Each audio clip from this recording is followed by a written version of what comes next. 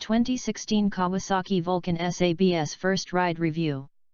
If you asked most motorcyclists what defines a cruiser, you'd probably hear something like, a laid-back riding position with classic, or even retro, styling, powered by a V-twin engine. Well, what if one of the major motorcycle OEMs learned through research that there is a whole swath of almost riders out there, let's call them intenders, who haven't quite made the leap to buying a cruiser? Is the definition of a cruiser flexible enough to allow the exclusion of some of the main features traditional cruiser riders expect? Kawasaki has taken its extensive research with interested parties on the cusp of buying their first motorcycle and designed a motorcycle to fit their desires. The result is the 2015 Kawasaki Vulcan SABS. As large corporate entities typically do, be they product manufacturers or idea creators, such as a cable TV network, the leaders of big internal projects distill their goals down into their most concise form to give structure and focus to the process. According to Yoshifumi Mano, Kawasaki Heavy Industries lead engineer of the Vulcan S, the design goals were fit, comfort, and confidence in riding. How Kawasaki approached these goals in developing the Vulcan S sets the bike apart from the previous cruisers designed to attract newer riders. Pitching a fit. The boldest step Kawasaki took with the Vulcan S was the way in which the bike was designed to fit a wide variety of riders. While it's not unusual for manufacturers to offer accessory seats and handlebars to address shorter riders, these typically need to be ordered and require some knowledge on the part of the buyer in choosing them. Kawasaki's ErgoFit concept differs from the norm in two ways. First, all three corners of the rider triangle are addressed. Second, and perhaps more importantly, Kawasaki has created ErgoFit centers at 700 dealerships where intenders can sit on bikes in 3 different riding configurations to experience which dimensions fit best. Traditionally, motorcycles have been designed to fit humans ranging from around 5 foot 7 inch to 6 feet. Given that the average male falls within that range, this approach seems to make sense. However, there are plenty of male riders whose height falls well outside of that span. Then there's that other gender, the one offering, perhaps, the greatest growth potential in motorcycling, that has an average height skewing below the typical design parameters. Or what about those with long legs but a short torso? You get the picture. A significant number of people are not average-sized, making their fit on a motorcycle a compromise, the size of which varies with their deviation from the norm. Kawasaki Vulcan S saddle. This mid-reach seat comes standard on the Vulcan S. The reduced reach seat moves the rider 2 in forward, while the extended reach moves the rider an inch rearward, in addition to providing a slightly wider perch. Although we're not yet at the point where every component can be custom-made to fit a rider's unique dimensions, ErgoFit minimizes the compromise people have to make to fit the Vulcan S. Mano told me that, while Kawasaki has always considered the fit of a motorcycle for its target audience and has provided size options for riders as accessories in the past, this is the first time that providing a range of options was brought into the foreground as a major design and selling point. Kawasaki's ErgoFit concept provides 2 handlebar options, 3 seats, and 3 peg locations to fine-tune how the bike fits the rider, rather than making the rider adapt to the bike. Furthermore, Kawasaki's ErgoFit centers will have 3 bikes set up in the 3 extremes offered: standard, or mid, fit, reduced reach, and extended reach, giving the prospective rider a chance to sample the riding positions. The beauty of the center is that the bike can then be delivered already set up to the rider's specifications. If the optional bar or one of the 2 non-standard seats are required, they're installed in place of the standard parts at no additional charge. Absolutely brilliant. Animated GIF of Vulcan ErgoFit combinations. The difference in the ErgoFit extremes from reduced to mid to expanded is quite profound when experienced in the saddle. Of course, the bugaboo is that, with 18 potential ErgoFit combinations, novices could get overwhelmed, or they simply could make a wrong choice based on the difference between a stationary bike and one in motion for hours. For example, Kawasaki has the fits divided along 3 size ranges: reduced reach, 6 foot. At 5 feet 11 inch, I'm near the top of the mid-reach, and sitting on the bike revealed a closer affinity for the stock setup. I even felt that the way the back of the seat's bucket cupped my buttocks was just about perfect. However, out on the road, after about an hour in the saddle, I realized that what was comfortable at a standstill wasn't going to cut it over the long haul. The Kawasaki support crew fit an extended reach seat while I was enjoying the sumptuous lunch. For the rest of the day, my tush was much happier. The customer who makes the same mistake would need to buy the $250 seat, although it could probably be negotiated down a bit if the other seat were exchanged with the dealer. Still, this minor issue aside, the advent of ErgoFit should have a profound positive effect on Vulcan's sales, as they convert intenders into riders, and may even ripple across the motorcycle industry as a whole. I could see this technology trickling up to other, pricier motorcycles. Kawasaki Vulcan S engine. The 649 cubic centimeters parallel twin provides good power in a package that allows for a 27.8 in. Seat height. 360 degrees V-twin. Cruiser traditionalists may want to avert their eyes, or just move on to the next paragraph, because what comes next may be quite upsetting to you. Intenders don't care about engine configuration. They are more interested in the character of the power the engine produces. The unifying desire was to have the engine be powerful enough to get away from traffic without drama, tying into the confidence in riding. Other than that, they wanted the engine to be smooth, a comfort feature. These folks had clear desires from what they needed from a cruiser, not what some think it should be. 2015 Kawasaki Vulcan S muffler. While unusual in cruisers, under-engine mufflers have almost become the standard. Eric Buell should be proud. Throwing open the engine configuration to something other than the ubiquitous V-twin, which was considered, gave Mano and his team of designers the freedom to explore the other engines contained within the Kawasaki catalog, from a 300 cubic centimeters V-twin, too small, to a 1000 cubic centimeters inline 4, too big, that could provide the kind of power that the intenders wanted from their first cruiser. In the end, the 649 cubic centimeters parallel twin that has powered the Ninja and Versys 650 was selected as the ideal package for the desired power and weight characteristics. Middleweight intermediate sport bike shootout featuring the Ninja 650. In the past, we've been quite fond of this engine configuration, saying just this past November that the Ninja 650 had pleasurable grunt at the bottom end and mid-range, something we appreciated on corner exits. In December, editorial director Sean Alexander's first ride of the 2015 Kawasaki Versys 650 ABS/Lieutenant enthused that the Versys 650 ABS and Lieutenant models had moved into entirely new territory, parallel twins that actually feel smooth in the real world. With ancestors like these, the Vulcan S had a great power plant to build on. The flywheel mass was bumped up 28% for easier starts off the line. Confidence building, check. Although altering chem profiles is often a means of boosting an engine's low and mid-range power, changes listed in the press materials in comparison to the Ninja 650, I was told that the S has the same lift and duration as the Versys.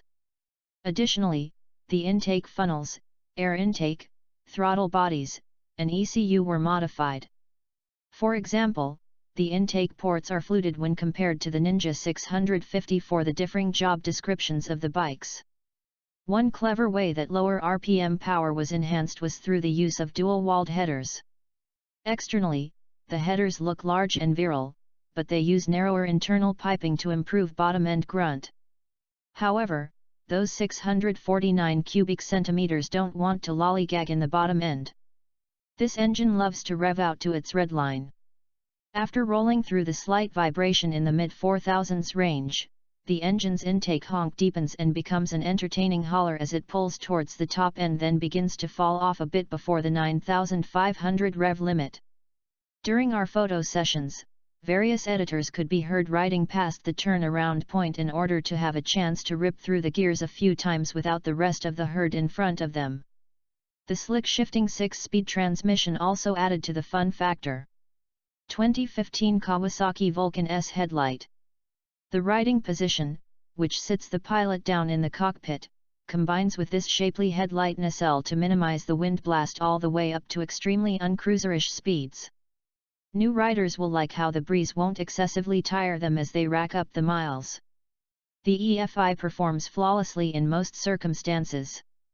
The dual 38mm Keihin throttle bodies and their sub-throttle butterfly valves deliver crisp response at most speeds both on and off the gas. However, one niggling issue reared its head in around town riding at low engine speeds. While trying to maintain neutral throttle, the transition to off throttle could be quite abrupt, akin to a stumble.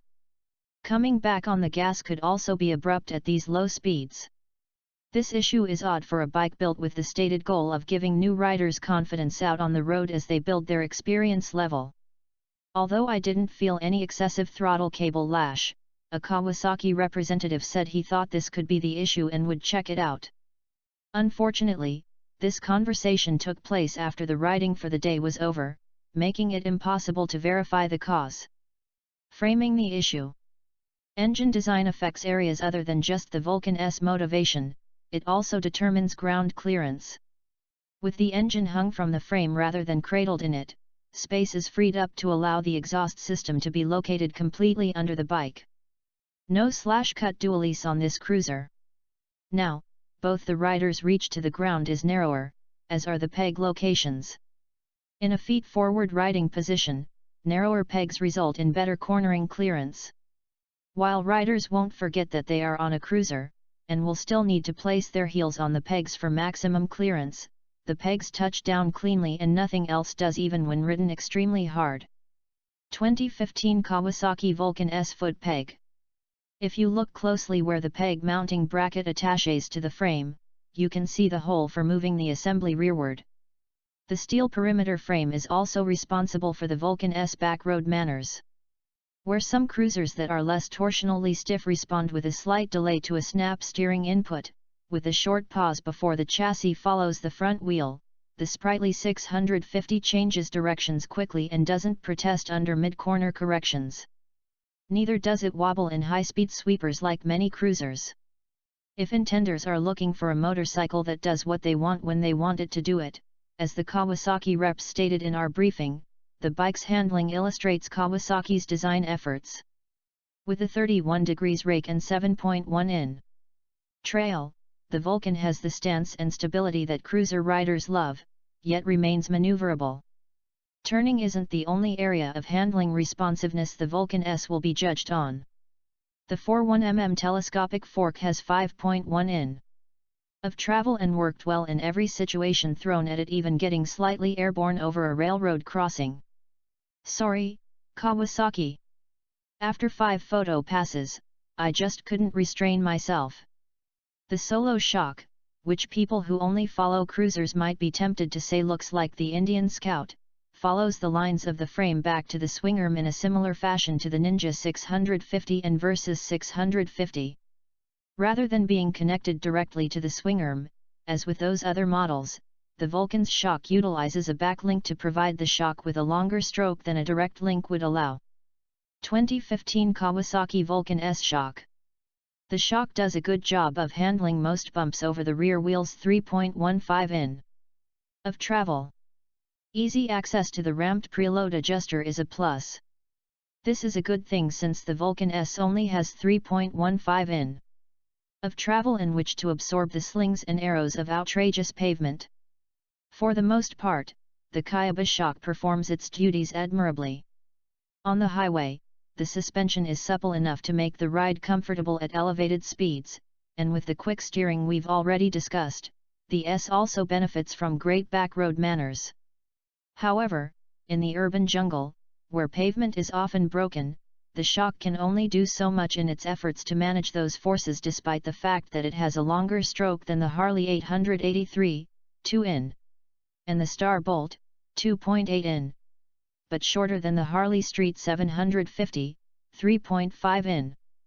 The end result is a jarring ride over broken pavement. All style is personal. When looking at a Vulcan S, no one would ever say that it, unlike many cruisers, harkens back to a different time. This is a thoroughly modern motorcycle. I take it as a sign of the strength of the cruiser market, which is second only to the touring class in recent Kawasaki sales, that Mano and his design engineers not only stepped away from the V-twin hegemony, but also didn't feel it was necessary to mimic the motorcycles of the distant past. Yes, the lines swoop from the 18-in front wheel to the 17-in rear in true cruiser fashion, but the bike's modernness is emphasized throughout by details like the brushed metal radiator cover and the textured tubular frame which leads the eye back to the D-section steel swingarm. Similarly, the front wheel's ABS pickup is a silver circle within the silver circle of the single 300mm disc swept area contained by a black 5-spoke cast wheel, all of which is framed by a Kawasaki green pinstripe. The effect is striking and couldn't be further from retro. 2015 Kawasaki Vulcan S. This ain't your daddy's retro cruiser. Although I initially surmised that the styling was a deliberate nod towards the younger urban cruiser segment, Mano said that the model research had found that intenders of all ages had gravitated towards the American-style cruiser lines but not necessarily towards vintage styling. The traditional type of cruiser was one of the options we considered for our new model. However, there's a lot in the market already. What's the point in Kawasaki joining that, said Mano, rather, we want to be very focused on the Kawasaki-ness. So, we are going to make a new motorbike that is long and low which can be categorized as a cruiser type, but we want to stand out from the crowd and communicate to the customer that it's a Kawasaki. Still, Kawasaki's press materials, emphasizing the engine's ninja roots, while completely ignoring its use in the new Versys, and displaying images filled exclusively with young people in mostly urban settings, betray a focus on luring the younger, hipper market to our sport.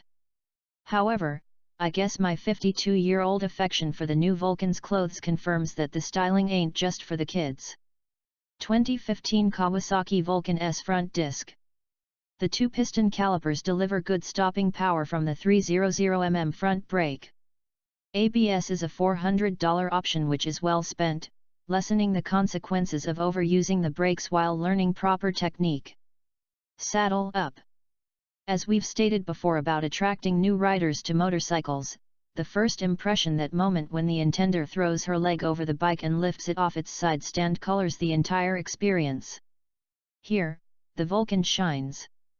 Carrying its weight low and forward, thanks in part to the space behind the engine freed up by the parallel twin-cylinder location, the S feels light and well balanced. Riding around at parking lot speeds only cements this impression. Aside from the ergo fit, both levers offer 5-position adjustment, again accommodating a variety of sizes. 2015 Kawasaki Vulcan say no. Their way to attract intenders is to give the Vulcan S a low MSRP. The standard model checks in at $6,999, while the ABS version, which new riders owe it to themselves and their loved ones to buy, costs only $400 more at $7,399. Both models are available in flat black, candy lime green, and pearl crystal white sometime in February 2015. While the Vulcan S is sold with a solo saddle, a pillion can be ordered for $125, but the foot peg kit adds another $240 to the price. Only the rider can decide if having another human wrap their arms around them while riding is worth the price. Expect to see Vulcan S riders cropping up in the coming months. Plus highs. Revy parallel twin. Modern styling. ABS option. Size.